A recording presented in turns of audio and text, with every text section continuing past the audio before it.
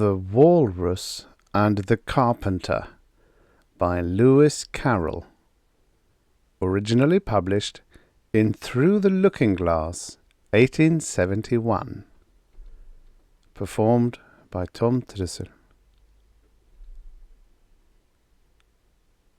The sun was shining on the sea, shining with all his might. He did his very best to make the billows smooth and bright. And this was odd, because it was the middle of the night. The moon was shining sulkily, because she thought the sun had got no business to be there after the day was done. "It's very rude of him," she said, "to come and spoil the fun." The sea was wet as wet could be, the sands were dry as dry. You could not see a cloud, because no cloud was in the sky. No birds were flying overhead, there were no birds to fly. The Walrus and the Carpenter were walking close at hand. They wept like anything to see such quantities of sand. "If this were only cleared away," they said, "it would be grand." "If 7 maids with 7 mops swept it for half a year, do you suppose," the Walrus said, "that they could get it clear?" "I doubt it," said the Carpenter, and shed a bitter tear. "Oh, oysters, come and walk with us," the Walrus did beseech.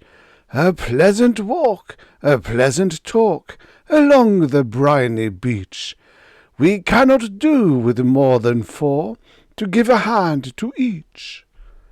The eldest oyster looked at him, but never a word he said. The eldest oyster winked his eye, and shook his heavy head, meaning to say he did not choose to leave the oyster bed. But 4 young oysters hurried up, all eager for the treat. Their coats were brushed, their faces washed, their shoes were clean and neat. And this was odd, because, you know, they hadn't any feet. 4 other oysters followed them, and yet another 4, and thick and fast they came at last, and more, and more, and more, all hopping through the frothy waves and scrambling to the shore. The Walrus and the Carpenter walked on a mile or so, and then they rested on a rock conveniently low, and all the little oysters stood and waited in a row. "The time has come," the Walrus said, "to talk of many things, of shoes and ships and sealing wax, of cabbages and kings, and why the sea is boiling hot, and whether pigs have wings." "But wait a bit," the oysters cried, "before we have our chat, for some of us are out of breath, and all of us are fat." "No hurry," said the Carpenter. They thanked him much for that.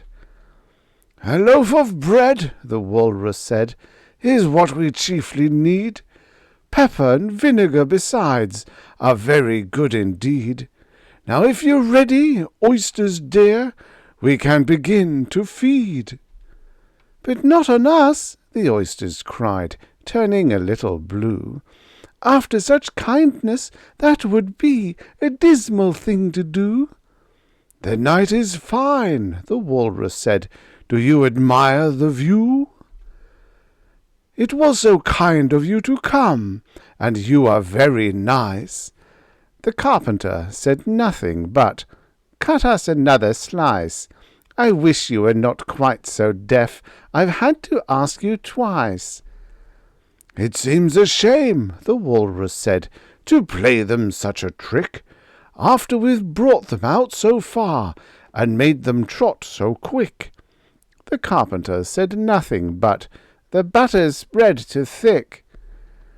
"I weep for you," the Walrus said, "I deeply sympathize." With sobs and tears he sorted out those of the largest size, holding his pocket-handkerchief before his streaming eyes. "Oh, oysters," said the carpenter, "you've had a pleasant run. Shall we be trotting home again?" But answer came there none, and this was scarcely odd, because they'd eaten every one.